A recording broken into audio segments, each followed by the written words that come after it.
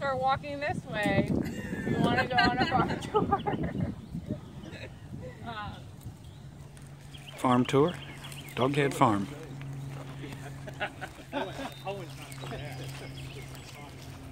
Actually, let's start at the very front. We have some really cool fruit trees around here.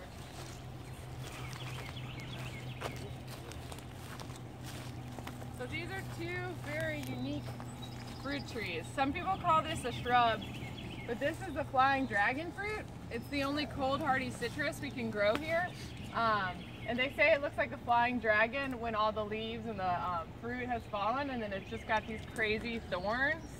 And they cast a shadow on the ground that looks like a flying dragon. So that's where the name came from.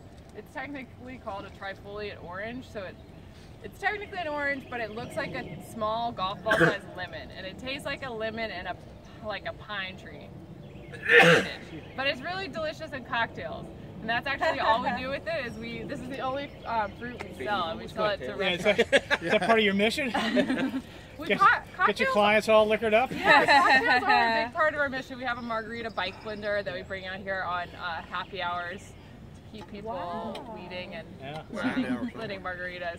Yeah, so it's for your volunteers? It's for the volunteers, yes. But yeah, I guess at the fundraiser we're trying to kind of get people liquored up. It's funny. This is a jujube tree. So this is it actually tastes like what apples have been bred to taste like. So, you know, store apples are actually really, really sweet, and that's not how apples naturally grow. They're much more sour fruit. But jujubes are native to Asia, and they just have adapted really well in this climate, and they are little, like, oval-sized brown fruits, and you bite into them, and they're just as crispy as an apple, and just as sweet as a Red Delicious or something like that. How come you never see any of these in like Whole Foods or Publix or? I know, isn't that weird? There's so many things that we can grow here that just don't ever make it to the market. And I guess it's because maybe that's not what people demand, or it's not as easy to grow. These, like, everything on this farm is relatively untended, obviously. Yeah. It's a kind of a crazy place out here. But, you know, these have grown so well. We've done very little, and they've got all this weed competition, and yeah. It's a good question why you don't see this stuff. You don't know we used to eat kale either. Yeah, and now kale is the thing. It's all the rage. Kale all the rage. I'd never heard of Greek yogurt 10 years ago. Yeah, That's all you can eat. It's called good marketing. Yeah, exactly. So maybe jujubes will be the next thing. Yep. All right, so now I will show you. This is an elderberry tree.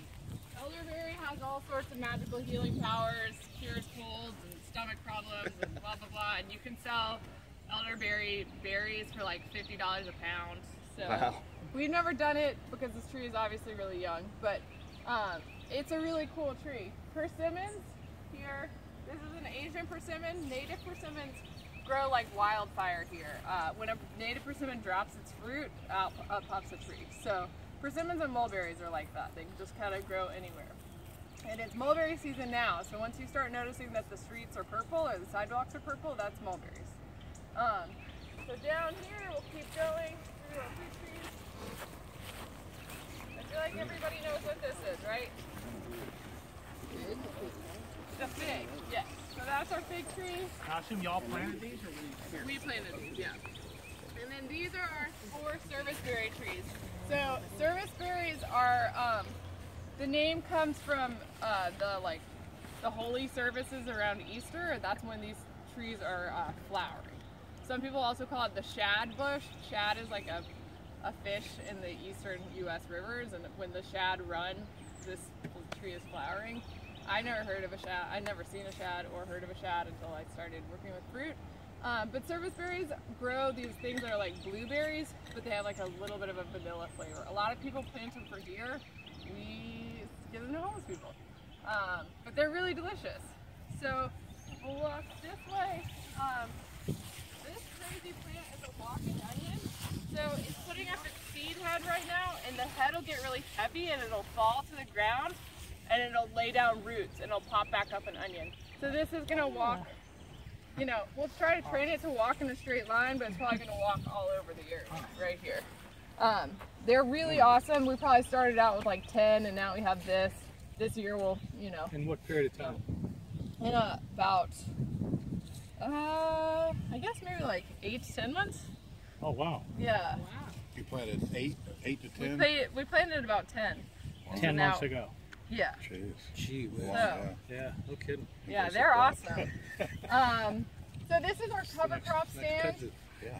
Cover crops are really good for adding all the nutrients that compost is, but it's a lot cheaper because you just spread seeds around. So if anybody wants to try their hand at swing blading today, we kind of do need to cut down this cover crop. Swing blading is pretty fun, and we'll use the cover crop as a mulch. So we'll swing blade it out, and we'll take it and chop it up, and then we'll spread it on our potatoes to mulch our potatoes. So it has two purposes, and then the roots will die in the ground, and they'll just add more nutrients to the soil. It'll just be more compost. Keep on coming this way. You guys have noticed we were having an issue with our carrots. Carrots are very slow to grow, and so the weeds are out competing them. And so this is a carrot bed, and then there's that crazy carrot bed up there that everybody stepped in because you can't see anything. Sorry. You want to watch out for Peter behind you? I was just, you're just slowly following. Yeah. So our most productive crop on our farm is turnips. We grow purple top turnips, which are like the traditional southern turnip. They grow really fast, and you know, a turnip can weigh up to like 1.5 or 2 pounds. So when we're going for, you know, donating as much food as possible, turnips is a great thing for us to do. So this is one of our turnip stands. That's another turnip stand. This in the middle right here is a potato bed. We basically bought a bunch of organic potatoes from a seed store, and we cut them when they got their little eyes on them. We cut them and we put the pieces that had eyes on them in the ground, and then we covered it with hay. And we'll keep adding hay as they grow. We'll just add hay and hay. It's a good way to keep weeds out, and it's the environment that potatoes want to grow in. So it makes them really easy to deal with because they usually don't have a ton of weeds. What kind are they? Are they the red ones, or they're Yukon Gold, which is like just a traditional white potato. Do you rotate what you plant in different aisles? We do. There's not a rhyme or reason. It's more like, oh, we had the brassica family in here last year, so now we'll put the carrot family in here next year. So some plants take up different nutrients than others. So right. So we try to do that. It's and you know, a lot of the reason people want to crop rotate is because different crops attract different bugs, and so you might have some bugs will hibernate. So sometimes, you know, like these turnips are really bad to get eaten up by flea beetles, and so a lot of times you don't want to put turnips right back where you had them before because the flea beetles are just going to pop right back up. But because we're growing so many different things in such a small piece of land, we kind of just hope we're bringing in a lot of different competition from everywhere. So that's kind of our goal. All right, let's keep on walking this way. Radishes are our second most productive crop. And they, you know, these two just leaf out really quickly, and so they compete with the weeds, and the weeds usually don't have a chance. And then let's walk up this way. We'll walk to the orchard, and then we'll kind of get back to work.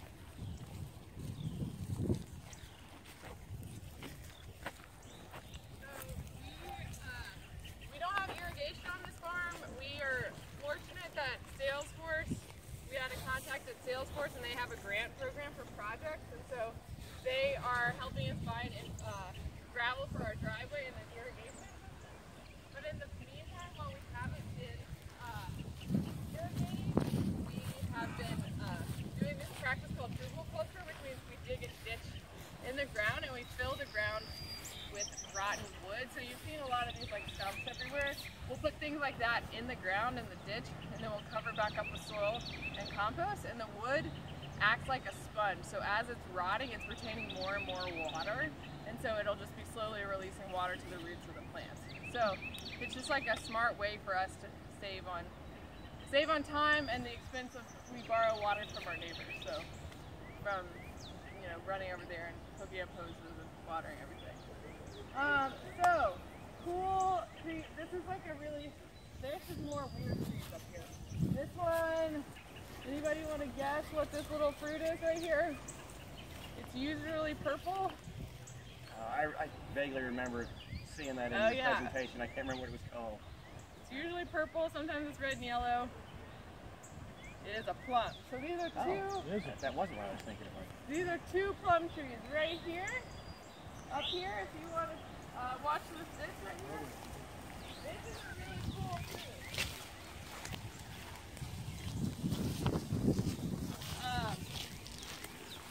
You want to take a look at this fruit right here? It's not what you think it is. What is most people's guess when they see a fuzzy fruit like this? You can see some right there. Peach. Yeah, it's not a peach, it's a quince. Quince is a really bitter fruit that is pretty much only good when you add a lot of sugar and make it into preserves or into a paste. So this is probably something that we will have to work with a shelter and like kind of coach them on how to turn this into a jelly so that they can actually use it. This tree right here, y'all are never gonna guess because I had no clue what it was. It's an apricot. So who knew we could grow apricots here? And then this tree right here, what do you guys think this is? Apple. Yeah, so this is, remember how I was telling you guys that we didn't get enough chill hours for a lot of apple trees this year? Or maybe I just told you that, I don't know. But so the thing about apples and pears is they need a certain number of chill hours, which means like below frost or freezing. And so this year is going to be really dicey in terms of the apple harvest because we didn't have that many cold nights.